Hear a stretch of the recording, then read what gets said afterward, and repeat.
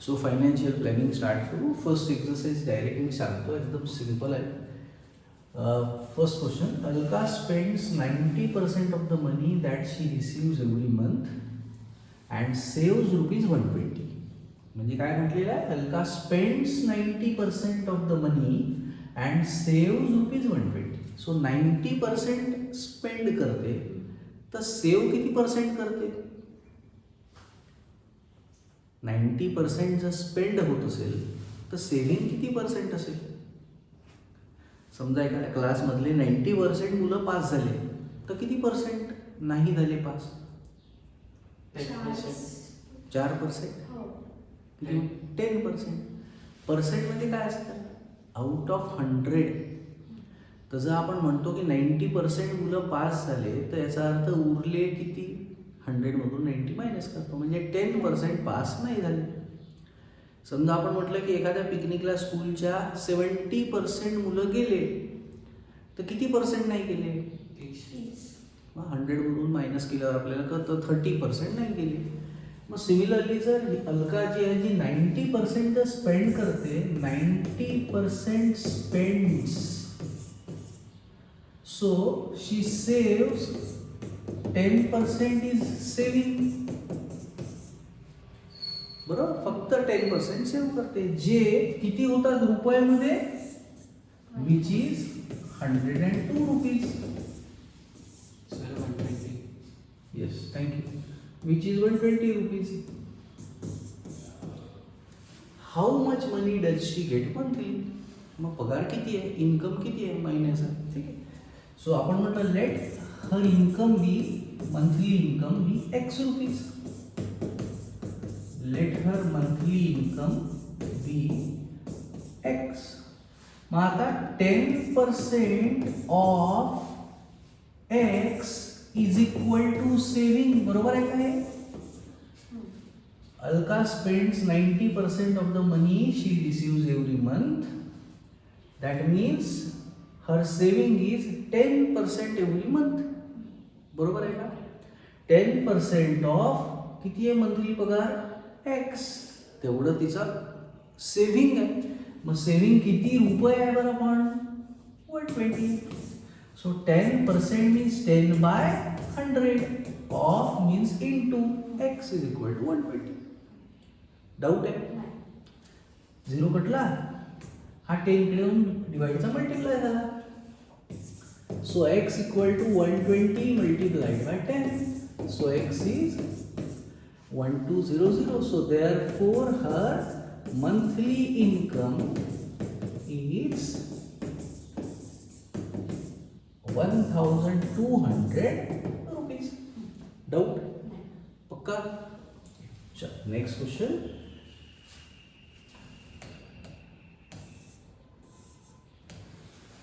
Sumit borrowed a capital of ₹50,000 to start his food products business. Borrow करणे म्हणजे उधार घेणे, कर्ज घेणे. सो सुमितने एक बिझनेस स्टार्ट करण्यासाठी, फूड प्रोडक्टचा बिझनेस स्टार्ट करण्यासाठी 50,000 रुपयाचं कर्ज घेतलं. In the first year he suffered a loss of 20%. आता 50,000 रुपये घेतले कुठून तरी, बिझनेस स्टार्ट केला, पहिल्या वर्षी 20%चा लॉस झाला. ही इन्व्हेस्टेड द रिमेनिंग कॅपिटल. मग 20%चा लॉस झाला, तर जे काही पैसे उरले असतील मग ते त्यांनी इन्व्हेस्ट केले in a new sweets business. नवीन बिझनेस स्टार्ट केला and made a profit of 5%. त्याच्यात 5%चा फायदा कमवला. How much was his profit or loss computed on his original capital? Original capital किती रुपये होता त्याचा? 50,000 पासून बिझनेस स्टार्ट केला होता. पहिले 20%चं नुकसान झालं, मग दुसरा बिझनेस स्टार्ट केला उरलेल्या पैशातून, कारण 20%चं नुकसान होऊन गेलं होतं. जे पैसे उरले होते त्याच्यातून त्यांनी नवीन बिझनेस स्टार्ट केला स्वीट्सवाला. त्याच्यात मात्र त्यांनी 5%चा प्रॉफिट कमवला. आता ओव्हरऑल त्याच्या बिझनेसचा जो कॅपिटल होता 50,000 रुपये, त्याच्या कम्पॅरिझनमध्ये how much was his profit or loss? आता तो प्रॉफिटमध्ये की लॉसमध्ये? समजा आता त्याचे फॉर एक्झाम्पल 55,000 रुपीज झाले असते, मग तो प्रॉफिटमध्ये असेल का? असेल. किती रुपयाचा?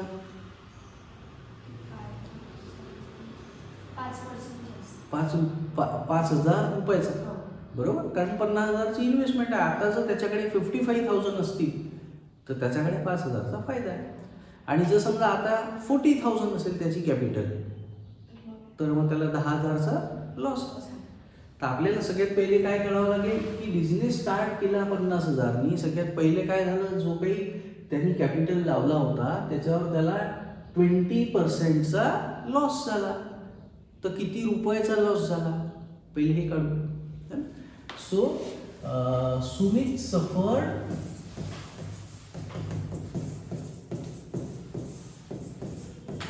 Loss of 20% of ₹50,000. सो मी लॉस काढतोय त्याचा. Loss is equal to 20% means 20/100 of किती 50,000. सो मागचं फाईल लावून घेऊ का माहिती. सो 2 0 कटले, किती आलं बरं. 5 2 10, 0 किती 1 2 3, 1 2 3. किती रुपयाचा लॉस झाला होता त्याला, 10,000चा लॉस झाला होता. ठीक आहे. मग काय म्हटलं होतं त्यांनी, he invested the remaining capital in new sweets business.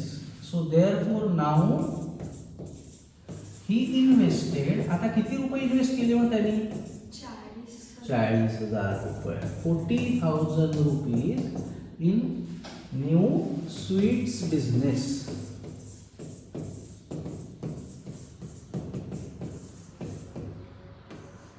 बरं, आता याच्यावर मग बिझनेस स्टार्ट केलं. He made a profit of 5%. So therefore profit of 5% of what, कशाचा 5%. जसं 20% लॉस झाला होता, तो कशाचा 20% लॉस झाला होता, 50,000 रुपयाचा 20%. आता जर प्रॉफिट होतोय 5%, तर तो किती रुपयाचा 5% प्रॉफिट होतोय. आता इन्व्हेस्टमेंट त्याची 40,000 रुपयाची आहे. सो आता हा जो 5%चा फायदा आहे, हा किती रुपयावर आहे, 40,000. Percent means out of 100. 5/100 multiplied by 40,000. 2 0 cut. 5 4 20, 0 किती 1 2. म्हणजे आता याला किती रुपयाचा प्रॉफिट आहे, 2,000. सो नाव हिज कॅपिटल आता किती आहे त्याच्याकडे पैसे. मग बिझनेसमध्ये त्यांनी लावलेले किती रुपये झाले, 42 झाले, बरोबर ना. मग आता हा प्रॉफिटमध्ये आहे की लॉसमध्ये, बिझनेसमध्ये प्रॉफिटमध्ये आहे. बरं, लॉसमध्ये वाटतं तुला काय वाटतं किती रुपयाचा प्रॉफिट आहे त्याला. 2,000चा. पण त्याने बिझनेस स्टार्ट केला तर त्याने किती रुपयांनी केला होता. मग आज जर त्याच्याकडे 42,000च रुपये झाले तर तो प्रॉफिटमध्ये कसा, 8,000चा लॉसमध्ये आहे. नवीन बिझनेसमध्ये त्याला प्रॉफिट मिळाला आहे 2,000 रुपये त्यांनी. आता तो प्रगती करण्याच्या मार्गावर लागलेला आहे, सुरुवात झाली आहे प्रॉफिट करणे, स्टार्ट केला. पण सध्या ओव्हरऑल जर आपण विचार केला की यार मी बिझनेसमध्ये तर त्या माणसाने 50,000 टाकले होते, पहिले तर घाटा होऊन गेला 10,000चा, 40,000 उरले. मग तो बिझनेस नवीन स्टार्ट केल्यावर त्याच्यावर आता त्याला 5%चा म्हणजे 2,000 रुपयाचा फायदा झाला. म्हणजे आता त्याच्याकडे किती रुपये झाले, 42. पण ओव्हरऑल 50,000चा बिझनेस होता आणि 42,000 आहे. म्हणजे तसं पाहिलं तर सध्या त्याचा लॉसच आहे. So how much was is profit or loss असा आपला क्वेश्चन आहे. पर्सेंटमध्ये नाही म्हटलं, त्यामुळे गरज नाही, आपण रुपयामध्ये लिहू शकतो. ठीक आहे. So his original capital was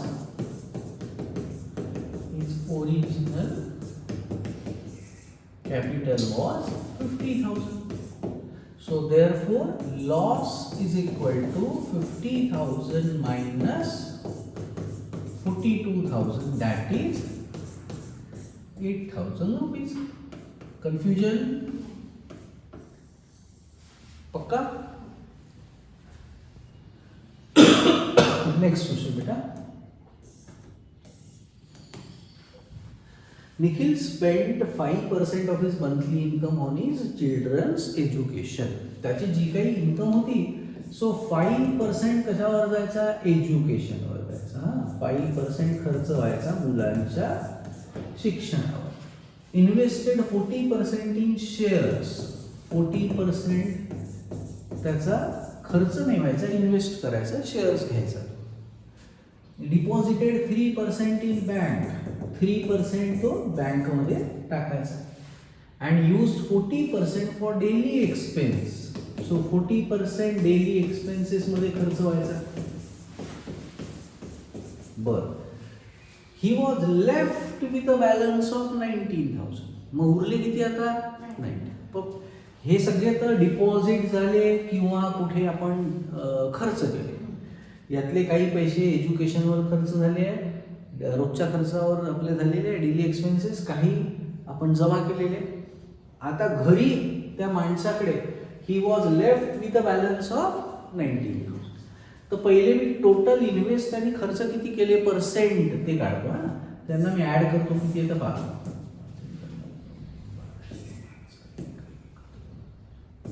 62% is spent or invested. बरोबर आहे ना? खर्च केला म्हटलं किंवा इन्व्हेस्ट केलं म्हटलं तर टोटल त्यांनी किती केलं आहे खर्च आणि इन्व्हेस्टमेंट मिळून 62%. मग उरले किती त्याचे बरं? जर 62% त्यांनी इन्व्हेस्ट केले किंवा खर्चामध्ये गेले तर मग उरले किती पर्सेंट? 38. 100 म्हणून मायनस करणार आहे ना. सो देअरफॉर 100 मायनस 62 म्हणजेच that is 38% is he left with, म्हणजे याचाच अर्थ बॅलन्स त्याच्याकडे किती आहे आता? 38% आहे. काढायचं काय? परत पहिल्या क्वेश्चन सारखा आहे, व्हॉट वॉज हिज इन्कम, असाच पहिला क्वेश्चन केला होता.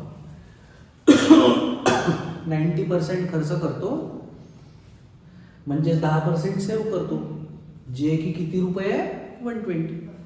आपण म्हटलं होतं की समजा पगार आहे 1 रुपये, सो पगाराच्या 10% आहे saving. 10% means 10/100 into x equal to 120. बिलकुल असाच क्वेश्चन. सो 62% खर्च झाला म्हणजे 38% राहिले, जे किती रुपये आहे? 19,000 आहे. What was his income? आपण म्हटलं let income was x rupees. Let income was x rupees. So therefore 38% of x is equal to saving किंवा amount left with.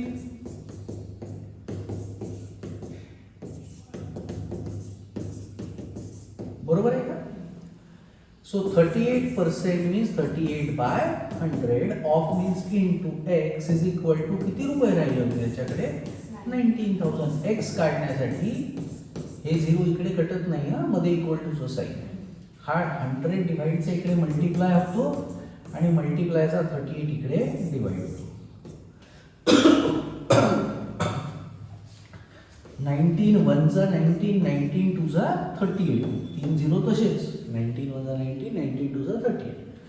आता 2 ने याला डिवाइड करून टाकतो. 2 1 जा 2, 5 जा. सो 5 1 जा 5. मल्टिप्लाय केलं तर किती आलं बरं? 5 1 जा 5, 0 किती? 1 2 3 4. म्हणजे याचा अर्थ किती होतं याचा? What was his income that month? 50,000 rupees. So therefore his income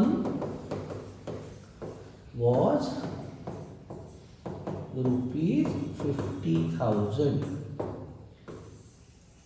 doubt? पक्का? Next question. Mr. Sayyed kept rupees 40,000 in a bank at 8% compound interest for 2 years. Compound interest आपल्याला 8 मध्ये वगैरे होता. तर आता मिस्टर सय्यदनी काय केलं? 40,000 रुपयाची इन्व्हेस्टमेंट आहे. सो सय्यदचा आपण इन्व्हेस्टमेंट किती आहे बरं? सय्यदची इन्व्हेस्टमेंट लाच आपण प्रिन्सिपल असं म्हणतो. सो हा किती रुपये टाकला त्याने? इन्व्हेस्ट केला 40,000 रुपीज केला. किती टाइम साठी केलेला आहे? 2 वर्षासाठी केलेला. रेट किती दिलेला आहे? 8% आहे. कंपाऊंड इंटरेस्ट आहे. 2 टाईपचा इंटरेस्ट असतो, सिंपल इंटरेस्ट आणि compound interest. After 2 years, Mr. Fernandez invested 1,20,000 in mutual fund for 2 years. After 2 years, Mr. Fernandez got 1,92,000. ठीक आहे. Whose investment turned out to be more profitable? आता प्रॉब्लेम कसा आला? समजा मी म्हटलं असतं एका मुलाला 60 पैकी 50 मिळाले, एका मुलाला 60 पैकी 40 मिळाले, तर कोणाचे जास्ती छान? तर आपण डायरेक्ट सांगू शकतो की याचे छान म्हणून. पण समजा एकाला 60 मिळाले 80 पैकी आणि एकाला मिळाले 40 मिळाले 60 पैकी, तर कोणाचे जास्ती छान सांगणं कठीण आहे, कारण डिनॉमिनेटर वेगळे काय. मग काय करायला लागेल आता? काढायचं आहे तर पर्सेंट करावं लागेल, याला इंटू 100 करावं लागेल, याला इंटू 100 करायला लागेल. मग मला कळेल की याचं किती पर्सेंट होते, याचं किती पर्सेंट होते, आणि त्यानंतर आपल्याला कळेल की जास्ती छान मार्क कोणाचे. ठीक आहे. मग आता याच्यात सुद्धा आपल्याला तसंच करावं लागणार आहे की पहिले तर याचा प्रॉफिट किती पर्सेंट होतो आहे सय्यदचा ते माहितीच नाही, पहिले तर ते काढावं लागेल की सय्यदचे त्यांनी टाकले होते 40,000, तर 2 वर्षांनी त्याचे किती रुपये झाले, पहिले तर ते काढावं लागेल. मग आता हे आपण काढतोय हा फॉर्म्युला लावून कंपाऊंड इंटरेस्टवाला, amount equal to p into 1 plus r by 100 raise to power n किंवा टी. अमाऊंट मीन्स किती रुपये झाले आफ्टर 2 इयर्स, त्याला अमाऊंट म्हणतो. प्रिन्सिपल मीन्स इन्व्हेस्ट किती केले होते 40,000. 1 प्लस रेट किती होता 8 आणि किती वर्षासाठी ठेवले होते 2. सो मी दोघांना डिवाइड करतो सेम नंबर, मी संख्या लहान होईल, 4 2 आणि 25 4. सो हा झाला 40,000 multiplied by 1 plus 2 by 25 to the power 2. Cross multiply. So 40,000 25 plus 2 2 upon 25 to the power 2.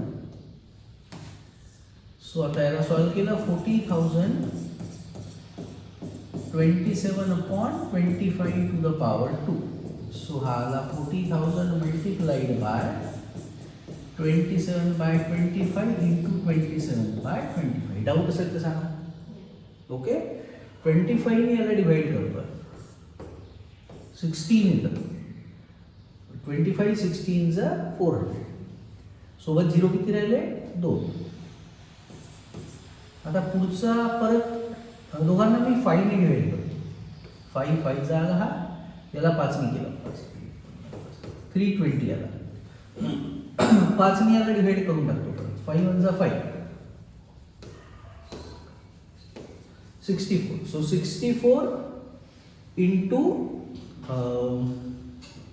27 into 27. ठीक आहे.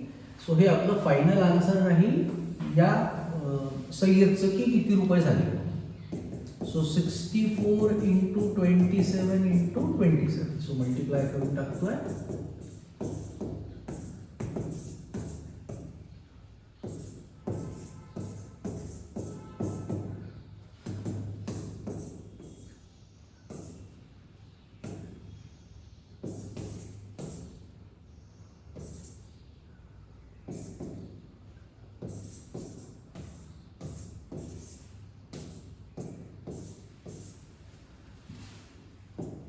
फोर 6656. म्हणजे त्यांनी टाकले होते 40,000, आता त्याचे किती झाले एवढे. ठीक आहे. सो किती पर्सेंटचा प्रॉफिट झाला त्याला हे जर मला काढायचं आहे तर मला काय करावं लागेल. सो हीच प्रॉफिट पर्सेंट. हां, पहिले प्रॉफिट काढतो. सो प्रॉफिट ऑफ सय्यद किती झाला 46,656 मधले 40,000 गेले ते तर त्याचे स्वतःचे होते.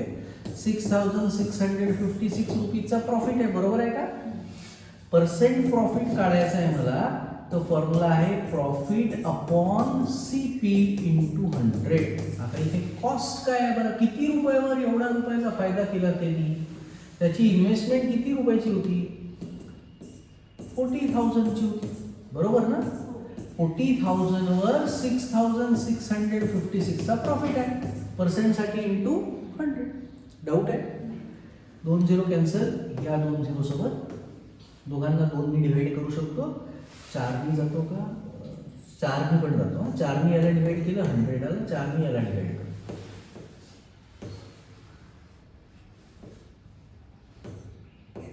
1664. So 1664 divided by 100. खाली 2 झिरो आहे तर काय करू आपण, 2 संख्या सोडून पॉईंट घेऊ, 1 2 पॉईंट. सो याचा किती पर्सेंट प्रॉफिट आहे सय्यदचा, 16.64%. याचा प्रॉफिट पर्सेंट कळला. आता दुसऱ्याचा प्रॉफिट पर्सेंट काढून घेऊ. जो कोणी दुसरा एक माणूस होता याचा, त्यांनी टाकले होते, फर्नांडिसनी invested 1,20,000 in mutual fund for 2 years आणि त्याला किती मिळाले, 1,92,000. तर फर्नांडिसचा आपल्याला जास्ती मेहनत नाही करायची आहे, त्यांनी दिलेले आहे किती टाकले होते किती झाले. सो फर्नांडिस इन्व्हेस्टमेंट किती होती, इन्व्हेस्टमेंट 1,20,000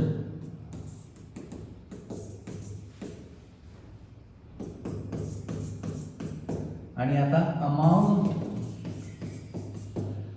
ही हॅज किंवा ही अमाऊंट आता किती झाले होते, 1,92,000 ना. त्याला असं म्हणतात अमाऊंट ऑन मॅच्युरिटी. समजा आपण 2 वर्षासाठी ठेवले, 2 वर्षांनी आपण काढून घेतले, तर आता किती भेटले बरं, एवढे. म्हणजे त्याला मॅच्युरिटीच्या वेळेस मिळालेले पैसे. सो प्रॉफिट आहे ना याला. 1,92,000 मधले 1,20,000 त्याचे स्वतःचे आहे, म्हणजे त्याला 72,000 रुपीजचा प्रॉफिट आहे ना. मग आता पर्सेंट प्रॉफिट काढायचं आहे. सुधांशू सांग काय करायचं, त्याला किती पर्सेंट प्रॉफिट झाला बरोबर, तिला 100 ने डिवाइड करायचं. Profit by CP into 100. Percent काढण्यासाठी आपण कधीच 100 ने डिवाइड नाही करत, आपण 100 ने मल्टिप्लाय करतो. पर्सेंटेज काढायचं आहे तर इंटू 100 करतो. एखाद्याला 50 मार्क मिळाले 70 पैकी, पर्सेंट काढायचं आहे त्याला काय करतो आपण, इंटू 100. आता याला एवढ्या रुपयाचा जो फायदा झालेला आहे हा किती रुपयाच्या इन्व्हेस्टमेंटवर झाला आहे. त्यांनी किती रुपये टाकले होते म्युच्युअल फंडमध्ये, 1,20,000. त्याच्यावर त्याला प्रॉफिट किती रुपयाचं आहे, 72,000चा. पर्सेंटसाठी काय केलं, इंटू. डाऊट आहे, गणित आहे कारण समजून घ्यायचं, पाठ नाही करायचं. 3 0 इकडे कटले, हा 1 0 इकडे कटला.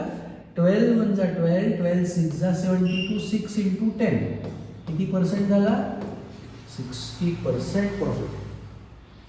म्हणजे याचा अर्थ फर्नांडिसची जास्त चांगली आहे. सो तोच आपला क्वेश्चन होता, whose investment is more profitable, whose investment turn out to be more profitable. तर आपण म्हणणार की सो एकाला मिळाले 16% आणि दुसऱ्याला मिळाले 60%. सो आपण म्हणणार की investment of, so therefore investment of Fernandes is more profitable. काही डाऊट आहे तर सांगा बेटा. सर पण याचं जसं की आपल्याला प्रॉफिट 16.64 ठीक आहे, ठीक आहे. आणि त्याचं 60 दिसतं, ठीक. तर मग आपण कसं मेजर करणार किंवा कोणता म्हणजे जास्त आहे का? एका मुलाला 50% मार्क मिळाले आहे आणि एकाला 57 मिळाले पर्सेंट, तर कोणाची चांगली आहे. 57. मग एका मुलाला 50.12% आहे आणि एका मुलाला 52% आहे, तर कोणाची जास्ती आहे. 52. कारण हा 51 पेक्षा पण छोटा आहे ना, 50 पॉईंट समथिंग आहे. म्हणजे हा 50 आणि 51 यांच्या मध्ये काहीतरी याला मार्क्स आहे. हा 16% पेक्षा मोठा आहे पण याला 17% पण मार्क्स नाही मिळाले आहे. म्हणजे 17%चाही प्रॉफिट नाही. 16% पेक्षा मोठा आणि 17% पेक्षा कमी, पण हा तर डायरेक्ट 60%. मग जास्तीच प्रॉफिट. तर दोन संख्या आपण कम्पेअर केली. क्लिअर ना. चलो लास्ट क्वेश्चन. लास्ट आहे की सेकंड लास्ट आहे. ओके, हा तुम्हाला करायचा असा आपण केला. Samira spend 90% of her income, spend केलं 90% and donated 3% for socially useful causes 3% तिने डोनेशनमध्ये वापरलं. कुठे अनाथ आश्रममध्ये दिले असेल, कुणी गरीब असेल त्यांना दिलं असेल, कोणाची शाळेची फी देण्यासाठी मदत केली असेल, जे काही. सो म्हणजे 93% वापरले पैसे पगारामध्ये आहे ना. तर किती पर्सेंट नाही वापरले मग? 7% राहिले आहे तिच्याकडे. If she is left with ₹1750. So 7% of her actual income, let the actual income be X. त्याच्या 7% तिच्याकडे सेव्हिंग आहे. So 7% of X is equal to 1750. पहिला क्वेश्चन किंवा तिसरा क्वेश्चन जसा केला तसाच क्वेश्चन आहे. ट्राय करा, चुकलं तर मी सांगेन. बस झालं, ठीक आहे, लिहून टाका.